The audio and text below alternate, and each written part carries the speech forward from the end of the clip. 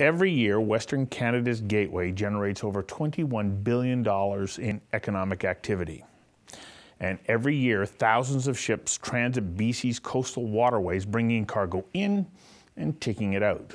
The new Oceans Protection Plan lays out a number of issues the federal government is requiring the shipping industry to meet. Tougher regulations that require working with First Nations and Indigenous communities to identify environmentally sensitive areas of cultural, social, and economic importance. Stronger polluter pay principles, identification of safe refuge sites, 24/7 emergency response, and the continued modernization of the ship pilot regime. And then there is the impact of shipping on the southern resident whale population. Does the underwater noise generated by ships play a role in preventing orcas from identifying the location of the Chinook salmon that is the staple of their diet? The BC Chamber of Shipping and its members participated in the Port Metro Echo program, where ships reduce speed to 11 knots in Haro Strait in an effort to reduce ambient noise and to better understand the relationship between speed, noise, and the effect on killer whales. Looming in the background is the increase of oil and LNG tanker traffic. To discuss what the shipping industry is doing to meet these concerns, issues, and regulations, we invited the president of the Chamber of Shipping, Robert Louis Manning, to join us for a conversation that matters about protecting our coastal waters. Conversations That Matter is a partner program for the Centre for Dialogue at Simon Fraser University. The production of this program is made possible thanks to the support of the following and viewers like you. Welcome to Conversations That Matter. Good to be here, Stuart. And thank you for hosting us here at the Chamber of Shipping offices. I wanted to come down here because what's happening on our coastal waterways is we're seeing increased traffic, increased pressure, increased concern. The federal government, the provincial government, local governments, everybody's paying attention to what's happening on the water. Can you give us just a little report card of where are we at as far as activity is concerned, and what are we doing to make sure that we address a number of the issues and we can start to get into those? Well, I think it's an exciting time. It's not a bad thing to have attention. So as a sector, I think we're in a great place where we can both leverage things that are going really well and also be a little bit respectful of the fact that there are things that we need to improve. So as an industry, we've just come out of 3 years of commercial hardship. There's been a reorganization of a lot of shipping companies globally and ones that trade in British Columbia. So commercially, we're on a positive trend, and there's some light at the end of a very difficult recession. And that's sort of corresponding with an increased awareness by First Nation and coastal communities about what's important to them as far as protecting their coast. Align that with both a federal and provincial government that have both a lot of interest in keeping our coasts safe and increasing trade, and it's a good mixture. So we're in an interesting time period where I think the stars are aligning to do all of the right things for the right reason. When we take a look at large vessel movement in the coastal waterways, how many movements a year are we talking about right now? Well, in BC, it's roughly 12,000 movements, and that's been fairly steady over the last 5 years. I guess what has changed, and you can see on the horizon will change, is generally we expect similar type of volume, but the ships are likely going to increase in size, whether they're cargo ships, cruise ships, you name it. Of those 12,000 plus ship movements, how many incidents are there? Because I don't hear about very many incidents at all. Actually, in the last year, I'm not sure that I heard of any. Well, it's extremely low. However, it only takes really one incident to reveal where there are weaknesses in the safety framework. So last year we did have a tug and barge ground in Bella Bella in the traditional territories of the Helsik Nation, and it really has caused both a lot of attention, but also a real opportunity to look at what isn't working as well as it could work. Was that a single tug, or? It was a single tug towing an empty barge. Okay. It was. But as far as large vessel movement, is concerned, have we had any incidents? No, it's been a very tight safety framework, and all the statistics point towards increasing success with that safety framework. How is it that we managed to do that? Because when you start to think about 12,000 movements in a 365-day year, that's a lot of traffic every day. How do we ensure that it's happening as safely as it is? Well, you certainly need a tight regulatory regime, and that includes many departments of the federal government. But it goes right down to the level of an individual operator in understanding what their safety management system is. So we're seeing increased focus on all of those safety mechanisms, whether they're at an individual company level, whether they're at a terminal facility for loading and unloading cargo, and also the federal government, which is certainly putting a lot of resources into both examining where the weaknesses are and how to fix them. And a lot of that will unfold under the federal government's Ocean Protection Plan over the coming 5 years. Okay, so how does that work? If so many of the vessels that are entering into our waterway are flying under a foreign flag, how do we ensure that they're going to be meeting the standard of operating principles and safety protocols that exist here? And then what happens if something goes wrong? How do we ensure that they're going to be held responsible for that? Well, I think the first part is understanding what the risk is. And that is a role both of ports, terminals, and the federal government to do that risk analysis in advance of a vessel or a type of vessel or a commodity trade actually arriving on our coast. So you can imagine that the risk isn't the same for all types of vessels. And it could be different for different commodity types, the potential for impact. But that starts early. That understands the traffic patterns, how they operate, when they operate, and under what conditions they operate. So that type of forward-thinking risk assessment is already happening, and I expect it to increase under the Oceans Protection Plan.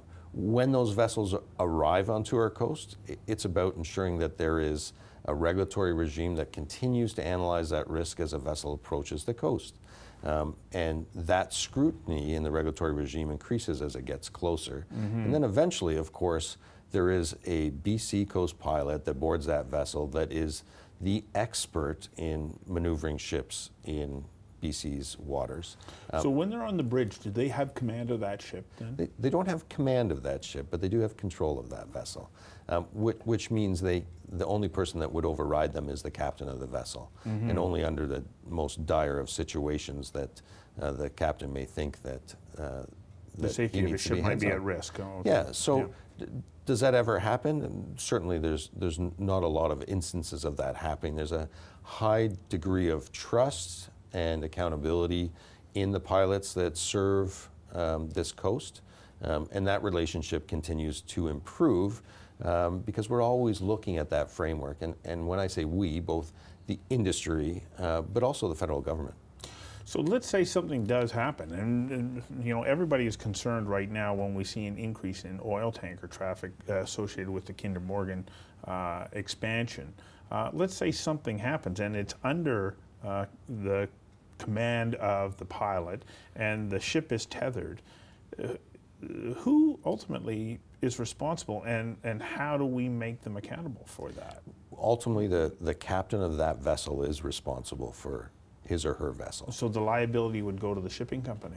Absolutely. And there is a framework of that liability. But I guess in the immediate sense, if an incident happens, let's say a vessel loses its power, or that tethered vessel, the pilot is going to be the expert in maneuvering that vessel without power, but with the aid of those tugs that are tethering it. So it's like having 3 other engines that are going to continue to guide that vessel. Absolutely, yeah. And maybe not guide it to its original destination. Maybe that's putting it somewhere safely at anchor until such time as the situation can be fully analyzed. Because the biggest challenge, as I understand it, would be a loss of power when they're in a narrow waterway.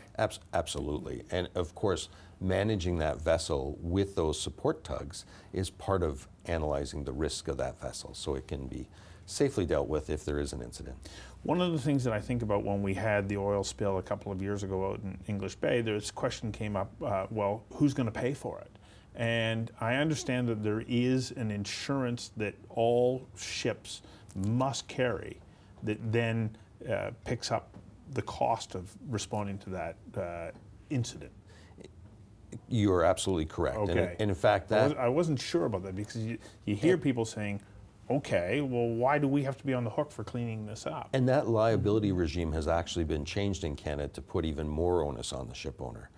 So the federal government did that quite early in its mandate. And I think what's really changed and what was really important to communities was the ability to access that liability funding quickly to deal with a very local challenge. So the Ship Oil Pollution Fund has been adjusted in order to make that happen faster. And I think that's a real key when you're dealing with a situation.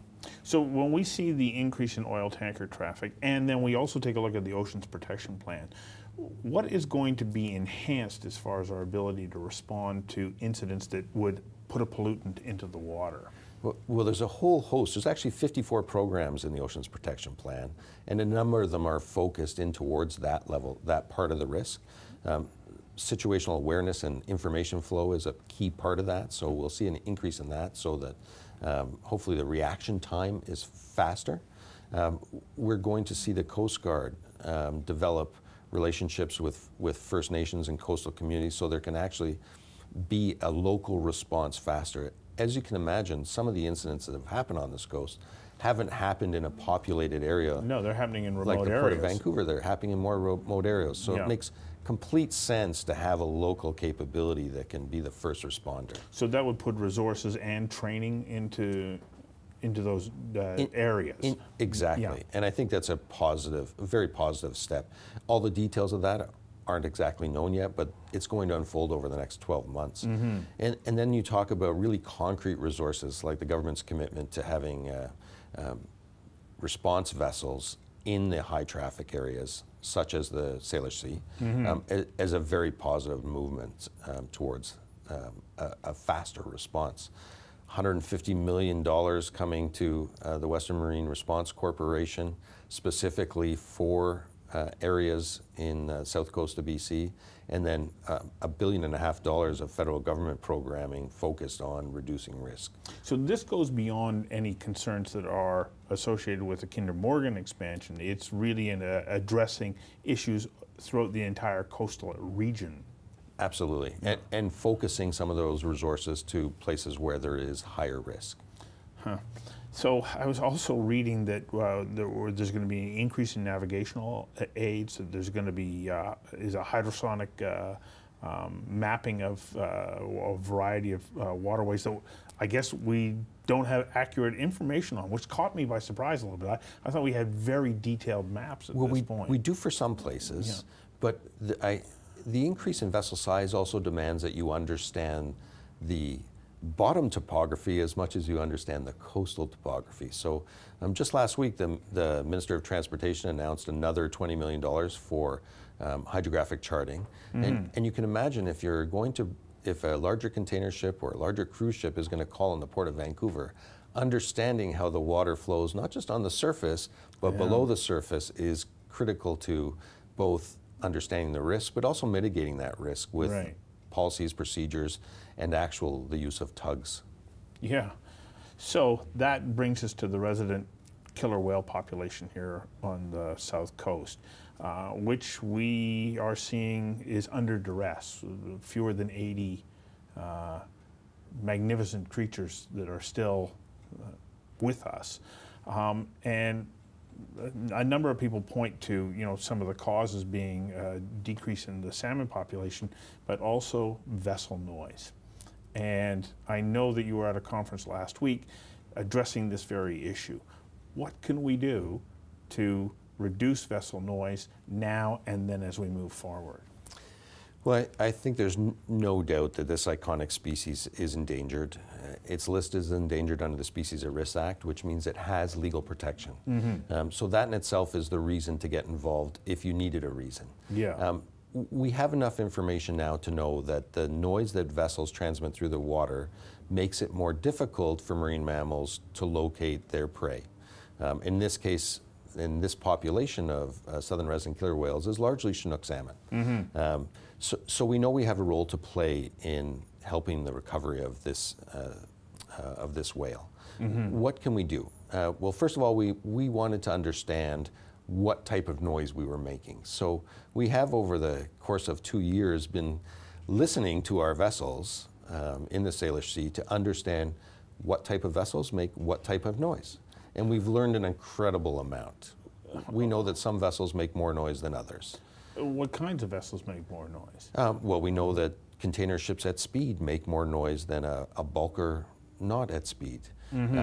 So that type of understanding helps us to think about what we can do in the future to reduce that noise. Well, I know that they've basically reduced the speed limit on the St. Lawrence Seaway. Are we doing the same thing here? And is that going to be enough? Two different reasons. Yeah, different reasons, I understand. But so we just finished a 2-month industry-led trial where we reduced the speed in Harrow Strait down to 11 knots. And we're trying to measure whether that reduction in speed, in fact, reduces the overall ambient noise in the Harrow Strait itself. Do you have findings? Which is a key area for foraging for the southern resident killer whale. Well, we've only got an inkling. We've got some indications that point towards the fact that the overall noise has been reduced, but it's going to be about 2 months until the ECHO program, which is run out of the Port of Vancouver, has analyzed the data. But we're fairly optimistic at this point. So what the interesting part of that trial is, for the most part, we didn't see the southern resident killer whale this summer when we had expected to see it in Harrow Strait. It was largely outside of the Salish Sea for most of the summer. So what we learned also is that we're going to need adaptive framework in order to reduce noise. So we're right in the middle of a very intensive analysis of 8 different mitigation measures that are under consideration for commercial shipping. To see what is the best combination of those measures that will help this species. And I expect the federal government will probably make announcements in the new year about which direction it intends to take. Is there an impact from an economic perspective to shipping companies to reduce that speed? Because I can't help but think that there's going to be people who are going to go, well, hang on a second, you're affecting my delivery dates. Absolutely, and you can imagine if you have shoreside labor waiting to load or unload a vessel, that there is the potential for further inefficiencies. But that's part of our analysis and research, is to understand our supply chain well enough that we hope that we can modify it in the future in order to support greater efficiencies and also support the recovery of the whales. So it's just as important as understanding the noise in the water is understanding how we can mitigate the effects of potential adjustments in the future. So is the primary source of that noise like the cavitation of the propeller as it moves the ship forward, or are there other elements at work there? Clearly the propulsion and the actual noise created by the propeller is the loudest noise source, but we do see differences in vessels based on their age as well. So we know that newer vessels are probably built to higher standards and consequently have reduced noise signature as well. So that's a positive thing, because we know there's change in construction standards that are happening globally for other reasons.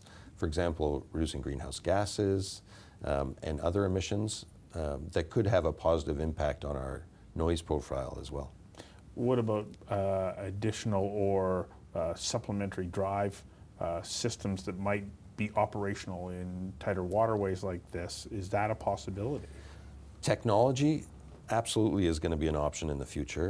And in fact, the Port of Vancouver already offers a financial incentive for vessels that use certain technologies or have a quiet designation from a class society that certifies vessels. So we have seen a bit of pickup for those incentives, and we know some companies that operate regularly into the Port of Vancouver are taking advantage of that now by installing those technologies.